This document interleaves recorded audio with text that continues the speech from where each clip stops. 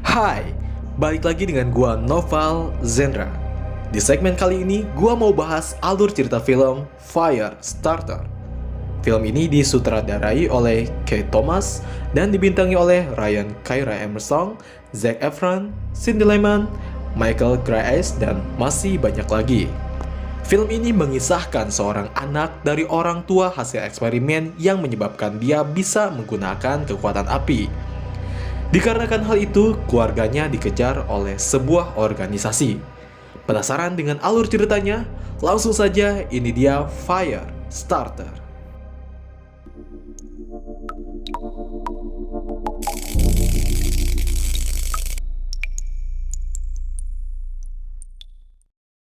Di awal film, kita diperlihatkan telah lahir seorang anak yang bernama Charlie di sebuah keluarga dari pasangan suami istri Andy McGee and Vicky Tomlinson. Saat kedua orang tuanya keluar, Charlie yang sedang sendiri membakar mainannya. Ayahnya yang menyadari hal tersebut langsung menyelamatkan Charlie, tapi saat anaknya diangkat, dia pun terbakar. Andy terbangun dari tidurnya dan keluar menemui anaknya yaitu Charlie yang sudah besar sedang tidak bisa tidur. Charlie mengatakan dia mengalami mimpi buruk. Charlie mengungkapkan ada yang aneh dari dalam tubuhnya. Tapi ayahnya mengatakan agar Charlie tetap tenang. Dia bisa fokus terhadap benda di sekitarnya. Kemudian ibunya terbangun dan di sini mereka memutuskan untuk membuat pancake. Kemudian kita diperlihatkan rekaman di masa lalu tentang eksperimen terhadap beberapa mahasiswa dan salah satunya orang tua Charlie. Scene diperlihatkan kepada Andy yang sedang melayani pasiennya yang menginginkan agar bisa berhenti merokok.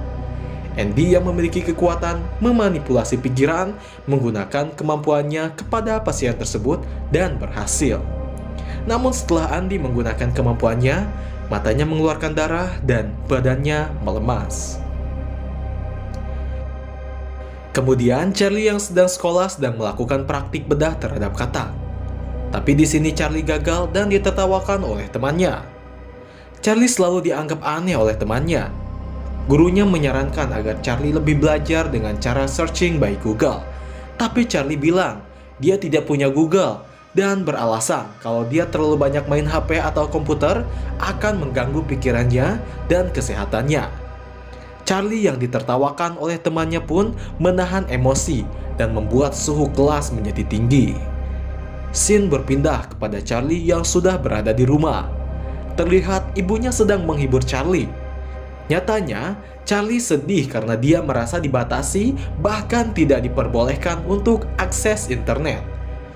Ibunya beralasan sama, yaitu untuk kebaikannya juga. Kemudian di malam hari, Andy dan Vicky sedang membahas perihal Charlie.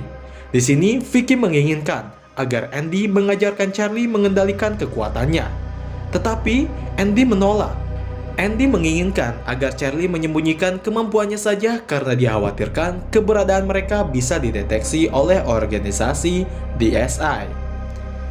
Keesokan harinya, Charlie yang sedang olahraga bola tangan diganggu oleh temannya, menyebabkan emosi dia memuncak. Dan Charlie pun pergi ke toilet untuk meredam amarahnya. Gurunya yang menyadari hal itu mengikuti Charlie dan memanggil Charlie. Charlie yang sedang mengunci pintu tidak bisa menahan kekuatannya dan meledak. Dikarenakan hal itu, orang tua Charlie dipanggil kepala sekolah dan menanyakan kenapa Charlie bisa meledakkan toilet. Orang tuanya bilang mereka tidak tahu apa-apa. Tapi kepala sekolah tetap menegaskan bahwa kepolisian akan mengusut tuntas perihal ini. Beralih ke rumah Charlie, orang tuanya sedang mengemas barang mereka. Vicky menyalahkan keadaan ini kepada Andy. Andy tidak mau mengajarkan Charlie mengendalikan kekuatannya. Andy bilang kalau dia gak bisa ngelakuin itu ke anaknya. Bisa jadi berdampak buruk ke Charlie atau ke mereka sendiri. Ditambah, mata Andy selalu berdarah setiap menggunakan kekuatannya. Andy takut organisasi DSI mendeteksi kekuatan Charlie dan bisa jadi Charlie dijadikan subjek penelitian. Charlie yang mendengar hal itu menyalahkan dirinya sendiri dan ditenangkan oleh ibunya. Ayahnya menjelaskan kalau mereka sedang dikejar orang jahat. Dan itulah kenapa mereka tidak menggunakan wifi, ditakutkan keberadaan mereka bisa dilacak. Charlie yang tidak tenang tidak sengaja membakar tangan ibunya. Charlie yang panik kemudian menelpon 911, tapi dilarang ayahnya dan teleponnya ditutup. Di sisi lain, Jen Hollister, ketua DSI, mendapatkan aktivitas elemental yang dilakukan oleh Charlie dan segera menghubungi Rainbird untuk segera dilakukan operasi penangkapan. Jen menginginkan agar targetnya dibawa hidup-hidup. Diketahui ternyata orang tua Charlie adalah buron yang berhasil kabur dari laboratorium dan memiliki anak. Mereka ingin anaknya bisa dijadikan subjek penelitian. Kembali ke orang tua Charlie, Vicky yang sedang diobati tangannya masih membahas perihal mengendalikan kekuatan Charlie. Tapi tetap Andy menolak karena khawatir justru akan berdampak buruk kepada mereka.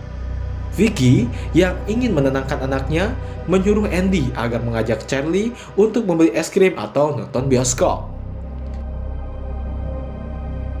Vicky yang sedang sendirian didatangi oleh polisi dan menanyakan perihal panggilan 911 di rumahnya. Tapi Vicky berhasil meyakinkan kalau tidak terjadi apa-apa, dan polisi pun pergi.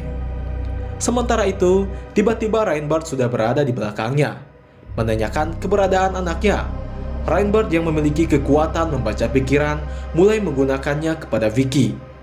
Tapi infonya belum cukup. Vicky mencoba melawan dengan menggunakan kekuatan psikokinesisnya, tapi tidak berhasil. Vicky berlari dan bersembunyi di kamar. Vicky melemparkan barang-barang terdekat, tapi itu semua belum cukup. Vicky melarikan diri ke kamar mandi, tapi Rainbird berhasil masuk. Perlawanan yang sia-sia dari Vicky menyebabkan dirinya terbunuh. Sementara itu, Andy dan Charlie yang sudah pulang menemukan kejanggalan. Lampu di rumah mereka mati. Sementara lampu dihidupkan, Rainbird sudah menahan Charlie. Rainbird menghalangi wajahnya dengan lampu agar tidak dikendalikan oleh Andy. Rainbird menutup mata Charlie karena tahu Charlie tidak bisa mengeluarkan kekuatannya jika tidak melihat target.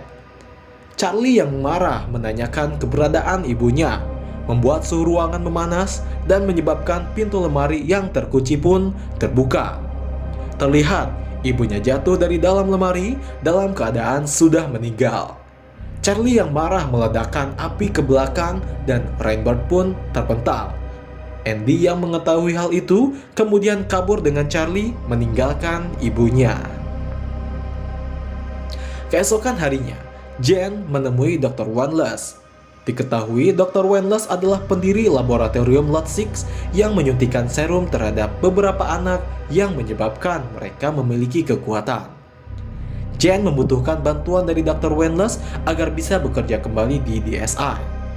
Jen mengatakan bahwa Charlie adalah satu-satunya subjek yang lahir dari pasangan eksperimen. Dr. Wanless menolak dan mengatakan bahwa Lot 6 adalah kesalahannya dan menyuruh Jen untuk membunuh Charlie karena khawatir kekuatannya bisa membesar dan menyebabkan reaksi nuklir. Di sisi lain, Charlie yang berhasil kabur sampai di suatu tempat. Charlie yang sedang marah ingin membalas dendam terhadap pembunuh ibunya. Di sini, Charlie mencoba mengendalikan kekuatan dan dia berhasil melelehkan besi. Saat mengecek di balik tembok, ada seekor kucing. Saat Charlie menghampirinya, dia dicakar dan tanpa sengaja membakar kucing tersebut. Di mobil diperlihatkan Andy yang sedang tertidur memimpikan Vicky. Setelah terbangun, Andy menghampiri Charlie yang sudah membakar kucing itu. Terlihat kucing tersebut masih hidup dan Andy mengatakan agar Charlie mengambil keputusan. Andy mengajarkan agar Charlie untuk langsung mengeksekusi targetnya agar tidak mengalami penderitaan. Charlie menghabisi kucing itu sambil menangis. Setelah dikuburkan, mereka berdoa terhadap kucing itu dan ibunya yang sudah meninggal. Andy mengatakan kepada Charlie bahwa ibunya ingin agar Charlie bisa mengendalikan kekuatannya. Andy juga yakin bahwa Charlie juga mewarisi kekuatannya.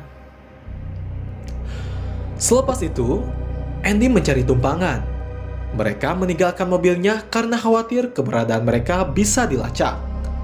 Andy berhasil mendapatkan tumpangan dengan cara menghipnotis patua Irv. Irv mengajak mereka ke rumahnya untuk sekedar makan. Irv menanyakan nama mereka. Andy mengatakan namanya Frank dan anaknya Bobby. Sementara itu, Charlie bermain di luar dan mendapati sebuah ruangan dengan seorang pasien di dalamnya. Tidak sengaja, Charlie masuk ke dalam. Charlie menanyakan nama orang tua itu, dan dijawab namanya adalah Essie. Essie tidak bisa bicara, tapi Charlie memiliki kemampuan lain, dia bisa membaca pikirannya. Charlie muncul di ruang belakang. Irv yang melihat itu memarahi Charlie untuk tidak mengganggu Essie. Irv meminta maaf sudah keterlaluan dan mengajak mereka berdua untuk menemui Essie. Di sini, dia menjelaskan bahwa istrinya menjadi seperti itu karena tertabrak mobil dan menewaskan anaknya. Malam pun tiba. Mereka bermalam di rumah Irv. Di sini, Andy dan Charlie sedang berbincang. Andy mengatakan bahwa dulu saat Charlie lahir, suhu badannya merendah dan membuat ayah dan ibunya khawatir. Saat mereka tertidur, Charlie diculik oleh DSI. Di sini, Andy menyadari bahwa dia bisa terhubung dan mengetahui lokasi Charlie. Singkatnya, Charlie ditemukan dan Andy menggunakan kekuatannya kepada penjahat agar rekan penjahat itu ditembak. Setelah itu, yang menembak akan lupa untuk bernapas. Andy mengambil Charlie dan pergi. Rekan penjahat pun muncul.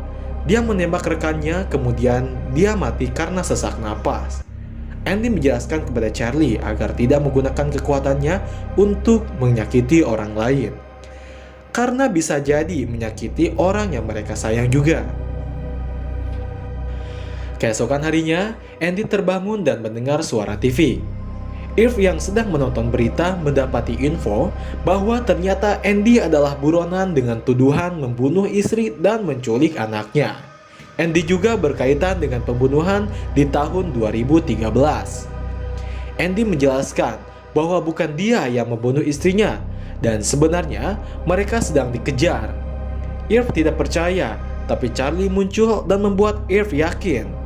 Di sini, Charlie mengungkapkan kebenaran tentang Irv, bahwa kejadian yang menimpa Essie dan anaknya adalah karena mereka sedang bertengkar di mobil, kemudian mengalami kecelakaan. Irv yang mendengar hal itu kemudian yakin kepada Andy.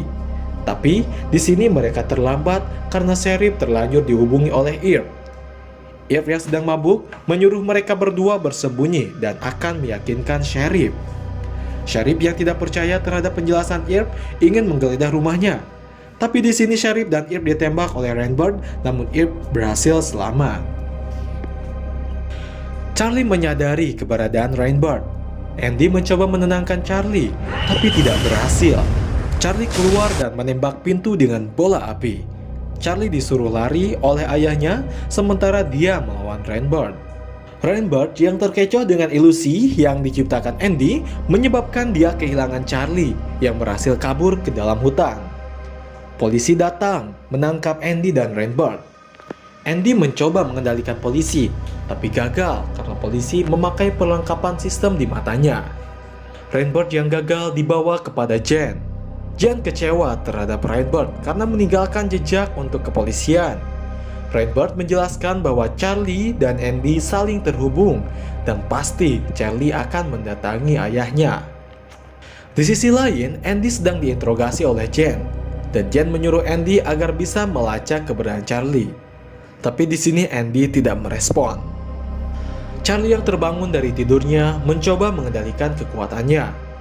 Di sini Charlie menjadikan objek-objek tumbuhan, air, dan mengumpulkan kayu untuk target apinya. Setelah dicoba beberapa kali, Charlie pun bisa mengendalikan kekuatannya. Di sini Charlie bertekad untuk menemukan ayahnya.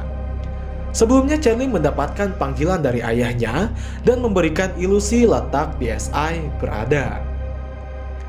Charlie yang sudah siap pun keluar dari hutan. Tapi Charlie diganggu oleh anak sekitar. Charlie menggunakan kekuatan hipnotisnya untuk mendapatkan pakaian dan sepeda. Charlie pun pergi ke pesisir terdekat sesuai arahan mereka. Charlie pun sampai ke markas DSI dan memantau keadaan sekitar. Charlie mengikuti seorang agen dan masuk ke dalam mobilnya. Di sini, Charlie mengancam dan meminta ponsel, kartu, begitupun juga senjata, dan menanyakan keberadaan ayahnya. Agen Jules berbohong dan mengatakan dia hanyalah seorang teknisi, sehingga dia tidak tahu ayahnya di mana. Charlie tidak bisa dibohongi. Jules mengambil pistol, tapi Charlie berteriak dan boom, terjadi ledakan. Kondisi Jules terbakar hebat. Charlie tidak ingin Jules tersiksa lebih lama, sehingga Jules langsung dieksekusi. Charlie sudah memiliki akses untuk masuk ke dalam dan diketahui oleh penjaga CCTV. Charlie yang mengetahui hal itu merusak CCTV-nya. Charlie mencoba masuk lebih dalam. Dia menyusuri tangga yang mengarah ke bawah. Charlie merasakan keberadaan ayahnya. Dia mencoba dan menelusuri lorong tersebut. Tapi, penjaga menyadarinya dan mematikan lampu lorong Charlie. Di sini, Charlie diikuti oleh beberapa petugas bersenjata. Charlie berhasil menemukan Andy. Charlie mengatakan bahwa dia kesini karena panggilan dari Andy. Tapi Andy mengatakan bahwa Charlie sedang dijebak karena Andy tidak bisa melakukan telepati kepada Charlie. Ternyata Charlie selama ini diberikan sinyal oleh Rainbird yang seakan-akan dari ayahnya. Jen muncul dan menjelaskan kepada Charlie kalau dia akan membantunya mengendalikan kekuatannya. Jen ingin agar Charlie tidak menggunakan kekuatannya sembarangan dan agar tidak dimanfaatkan oleh orang lain. Charlie melihat ayahnya yang melemah, meminta agar dipanggilkan dokter, tapi Jen tidak menghiraukan hal itu. Charlie mengancam dengan membakar dirinya, tapi Jen berhasil menenangkan Charlie dan dia melepaskan jaketnya. Ayahnya mengatakan agar Charlie tidak perlu lari lagi. Charlie diperintahkan untuk melawan, dan di sini Charlie dikendalikan oleh ayahnya agar membakar mereka berdua. Di sini, Charlie meninggalkan mereka berdua. Setelah keluar ruangan, Charlie mengendalikan sistem yang membuat semua pintu tahanan terbuka. Rainbird yang melarikan diri menembak petugas. Charlie dihadang oleh petugas dan langsung membakar kepala mereka. Charlie kemudian mengendalikan petugas lain yang menyebabkan mereka saling tembak. Sementara Charlie pergi, seorang petugas menyelinap pergi dan diketahui oleh Charlie. Petugas itu mencoba mengalihkan perhatian Charlie karena di belakangnya dia akan ditembak. Charlie yang mengetahui hal itu membakar habis petugas tersebut. Di sini, Charlie dihadang oleh petugas anti api. Charlie mencoba melawan sekuat tenaga, tapi hasilnya nihil. Charlie hanya bisa menumbangkan beberapa saja. Charlie di sini akan ditangkap, tetapi Rainbird muncul dan menembak semua petugas. Rainbird yang sudah bertobat dan mengakui kesalahannya, merelakan dirinya kepada Charlie untuk dibakar. Rainbird mulai kepanasan, tapi Charlie terlalu baik. Dia tidak jadi membakarnya. Charlie keluar dari DSI sembari meledakkan tempat tersebut. Kini, Charlie yang sudah tidak memiliki siapa-siapa lagi tidak tahu mau kemana. Rainbird yang mengetahui hal itu mengajak Charlie. Dia memutuskan untuk membawa dan mengasuhnya. Film pun tamat. Oke, terima kasih buat kalian semua yang sudah tonton sampai akhir. Jika kalian suka dengan video ini, jangan lupa subscribe, komen, dan share biar gue lebih semangat lagi buat videonya. See you and bye-bye.